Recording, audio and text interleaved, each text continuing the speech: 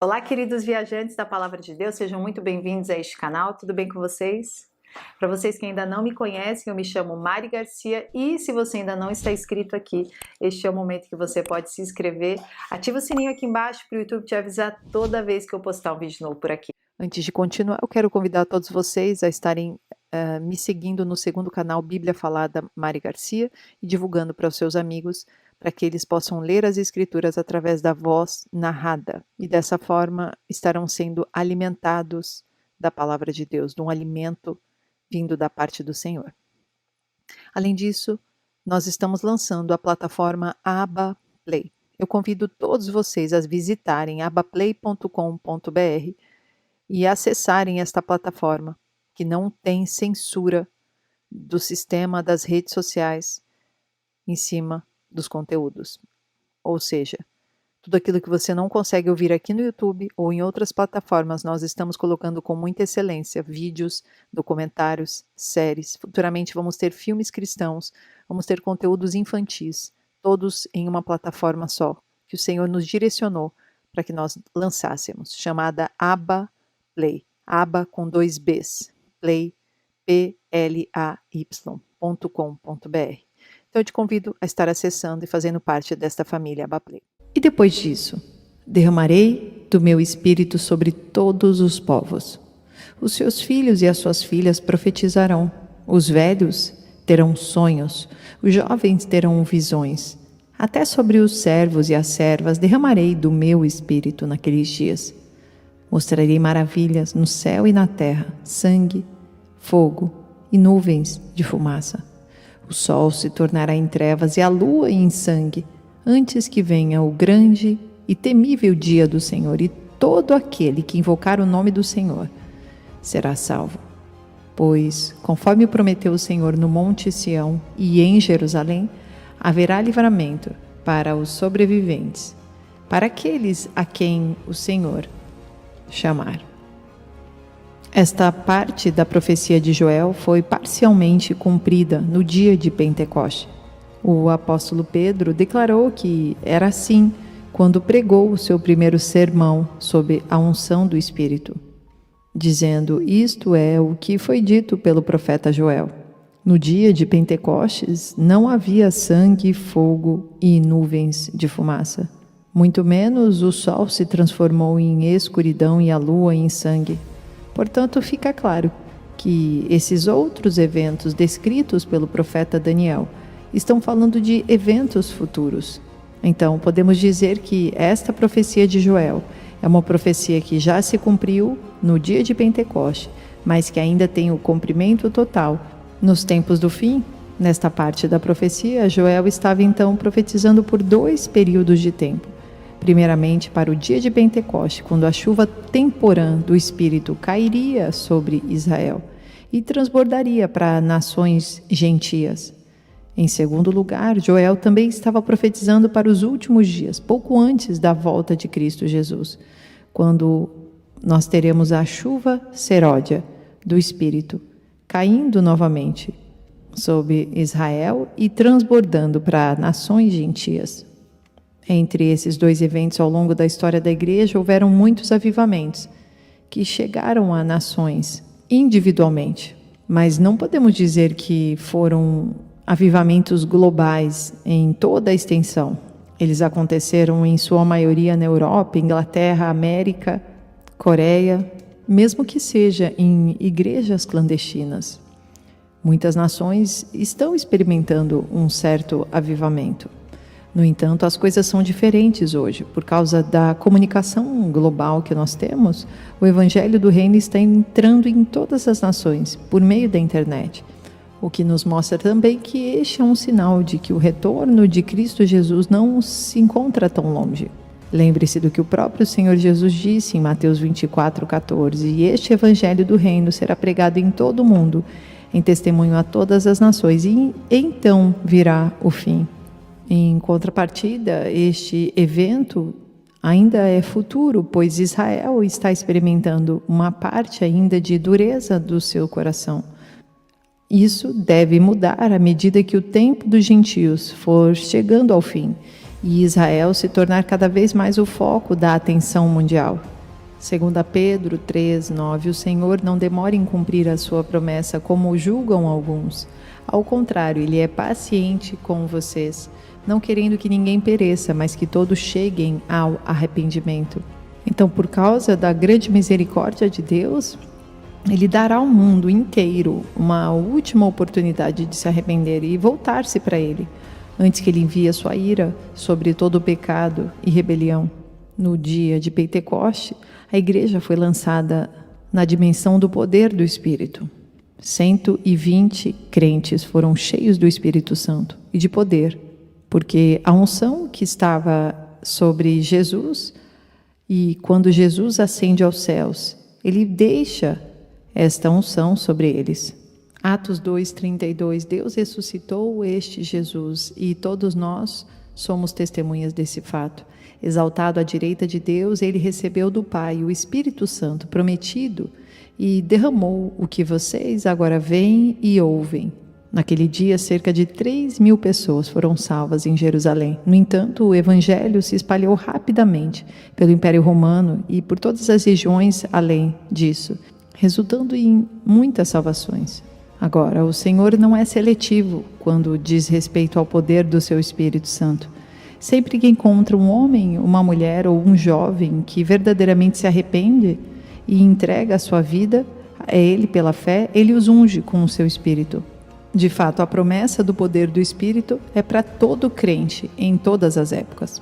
Atos 2:39, pois a promessa é para vocês, para os seus filhos e para todos os que estão longe, para todos quantos o Senhor, o nosso Deus, chamar. Pedro aqui está dizendo que a promessa, se referindo ao batismo com o Espírito Santo. E ele diz, é para vocês, porque ele estava falando com os judeus. E para os seus filhos, ou seja, os filhos dos judeus a qual ele estava pregando. E ele continua, e para todos os que estão longe, ou seja, também para os gentios. E para todos a quem o Senhor nosso Deus chamará. Ou seja, todos os crentes em todas as épocas, até que Jesus voltasse em sua segunda vinda. A profecia era o presente mais cobiçado em Israel. Moisés, em Números 11:29, diz que desejou que todo o povo do Senhor fosse profeta. No Novo Testamento, o dom de profecia era algo que Paulo queria que todo crente tivesse. Essa manifestação particular do Espírito não se limitava aos homens, mas também às mulheres. Deus nunca pretendeu que os dons ou manifestações do poder do Espírito cessassem. Nunca houve um momento na história da Igreja em que os dons não se manifestassem. Durante a Idade das Trevas, especialmente durante o período medieval, as manifestações do Espírito raramente eram vistas e até evitadas pelos protestantes por causa das práticas supersticiosas da Igreja Católica Romana. No entanto, nunca deixaram de existir, mas sempre foram praticados por cristãos crentes na Bíblia e em todas as épocas da Igreja. Portanto, em nenhum lugar da Bíblia ou na história pode-se provar que os dons ou manifestações do Espírito deixaram de operar no final do primeiro século. Nos últimos dias e principalmente durante o avivamento que está chegando para o povo de Israel, o dom de profecia será a principal manifestação do Espírito, e homens e mulheres estarão sob essa unção. E é por isso que Joel descreve que os velhos terão sonhos, pois provavelmente, assim como os judeus perderam completamente de vista toda a sua herança espiritual, e idosos que passaram pelo Holocausto e foram passando isso para os seus descendentes, acabaram perdendo a sua capacidade de ver o Senhor trabalhando com o povo de Israel. Muitos que estão no Muro das Lamentações clamando a Deus para ouvir suas orações pela paz de Jerusalém. Muitos cidadãos perderam toda a esperança de uma restauração. Eles verão novamente os propósitos de Deus para sua terra e para eles como povo, através de sonhos que o próprio Deus os trará. Da mesma forma, na igreja, muitos idosos e antigos que ansiaram pelo reavivamento e pelo retorno do Senhor voltarão a sonhar. Isso tudo será poder do Espírito Santo de Deus. Joel também diz que os jovens terão visões. No Novo Testamento, nós vemos que Pedro e Paulo tinham visões. E nos últimos dias, de acordo com o profeta Joel, os crentes em todos os lugares terão visões. Visão daquilo que o Senhor estará fazendo futuramente. E provavelmente de todo o mal que virá sobre a terra. Isso tudo é claro com um embasamento na palavra de Deus. E então o profeta Joel continua dizendo que mostrará maravilhas nos céus e na terra, sangue, fogo e nuvens de fumaça. E diz, o sol se converterá em trevas, a lua em sangue, antes que venha o grande e temível dia do Senhor. Perceba como agora ele muda toda a estrutura de tempo e ele começa a profetizar que o dia de Pentecostes será repetido no final desta era. Os eventos que ele descreve ainda não aconteceram. São preditos em outras partes da Bíblia. E estão sempre ligados à vinda de Jesus, o dia do Senhor. Como em Isaías 13, 9, vejam, o dia do Senhor está perto, dia cruel, de ira e grande furor, para devastar a terra e destruir os seus pecadores. As estrelas do céu e as suas constelações não mostrarão a sua luz. O sol nascente escurecerá e a lua não fará brilhar a sua luz. Castigarei o mundo por causa da sua maldade, os ímpios pela sua iniquidade. Darei fim à arrogância dos altivos e humilharei o orgulho dos cruéis. Isaías 24, 21. Naquele dia o Senhor castigará os poderes em cima dos céus e os reis embaixo da terra. Eles serão arrebanhados como prisioneiros numa masmorra, trancados numa prisão e castigados depois de muitos dias. A lua ficará humilhada e o sol envergonhado, pois o Senhor dos exércitos reinará no Monte Sião e em Jerusalém, glorioso na presença dos seus líderes. Mateus 24, 29. Imediatamente após a tribulação daqueles dias, o sol escurecerá e a lua não dará a sua luz. As estrelas cairão do céu e os poderes celestes serão abalados. Então aparecerá no céu o sinal do Filho do Homem, e todas as nações da terra se lamentarão e verão o Filho do Homem, vindo nas nuvens do céu com poder e grande glória. Apocalipse 6, versículo 12. Observei quando ele abriu o sexto selo. Houve um grande terremoto. O sol ficou escuro como tecido de crina, negra. Toda a lua tornou-se vermelha como sangue. E as estrelas do céu caíram sobre a terra, como figos verdes caem da figueira, quando sacudidos por um vento forte. O céu se recolheu como se enrola um pergaminho, e todas as montanhas e ilhas foram removidas de seus lugares. Versículo 16. Eles gritavam às montanhas e às rochas: caiam sobre nós e escondam-nos da face daquele que está sentado no trono e da ira do Cordeiro, pois chegou o grande dia da ira deles, e quem poderá suportar? Quando todos esses sinais cósmicos acontecerem, indicará o fim de todas as coisas. A sociedade se desmoronando, os reinos deste mundo chegando a um fim. A palavra de Deus é muito clara nisso. Haverá sinais no sol, na lua e nas estrelas. E na terra as nações estarão angustiadas e perplexas. Os homens desmaiarão de terror, apreensivos com o que está para acontecer no mundo. Quando o sol ficar preto como um pano de saco e a lua se transformar em sangue, haverá o maior terremoto que o mundo já conheceu. E muitos se esconderão em cavernas, querendo se esconder daquele que está sentado em seu trono e da ira do Cordeiro, ou seja, de Deus e de seu Filho, pois chegou o grande dia da ira deles, e ninguém vai poder sobreviver a isso. O profeta Isaías também descreveu esta ira em Isaías 63, a partir do versículo 1. Quem é aquele que vem de Edom? Quem vem de Bósra, com as roupas tingidas de vermelho? Quem é aquele que, num manto de esplendor, avança a passos largos na grandeza da sua força? Sou eu, que falo com retidão, poderoso para salvar. Porque tuas roupas estão vermelhas como as de quem pisa em uvas no lagar? Sozinho pisei uvas no lagar das nações. Ninguém esteve comigo. Eu as pisoteei na minha ira e as pisei na minha indignação. O sangue delas respingou na minha roupa e eu manchei toda a minha veste. Pois o dia da vingança estava no meu coração e chegou o ano da minha redenção. Olhei e não havia ninguém para ajudar-me. Mostrei assombro e não havia ninguém para apoiar-me. Por isso meu braço me ajudou e a minha ira deu-me apoio. Na minha ira, pisoteei as nações. Na minha indignação, eu as embebedei e derramei na terra o sangue delas. O apóstolo João também descreveu Jesus como um guerreiro guerreando contra os seus inimigos, com suas vestes manchadas de sangue, ferindo seus inimigos com a espada de sua palavra e governando as nações com vara de ferro, e também pisando o lagar do vinho do furor, da ira do Deus Todo-Poderoso. Apocalipse 19, versículo 11. Vi os céus abertos e diante de mim um cavalo branco, cujo cavaleiro se chama Fiel e Verdadeiro. Ele julga e guerreia com justiça.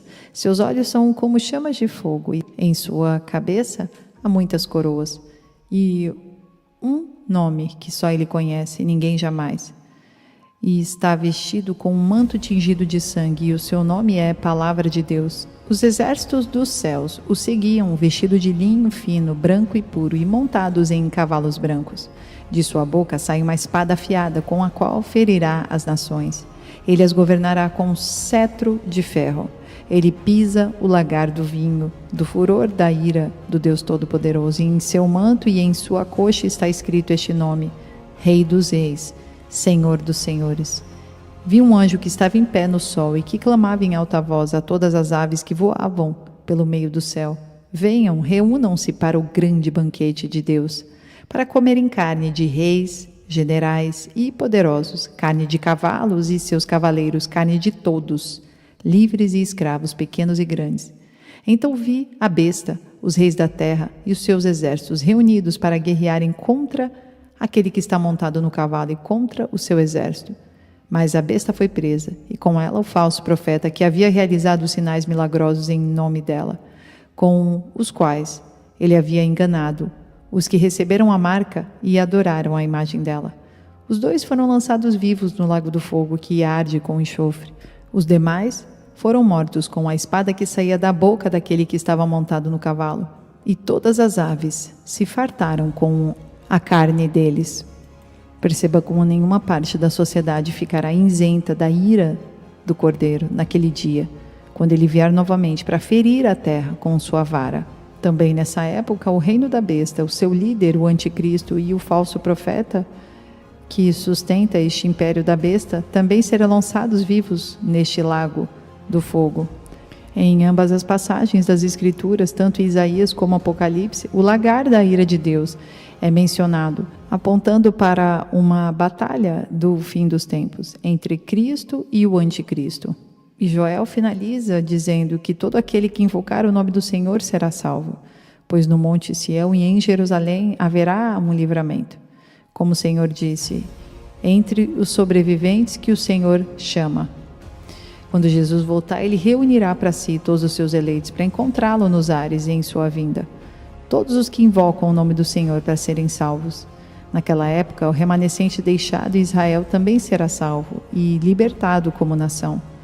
Depois disso, todas as nações que sobreviveram à grande tribulação e à ira do Cordeiro serão forçadas a reconhecer o governo do Messias e a subir a Jerusalém ano após ano para adorar o Rei, o Senhor Todo-Poderoso, celebrando a festa dos tabernáculos.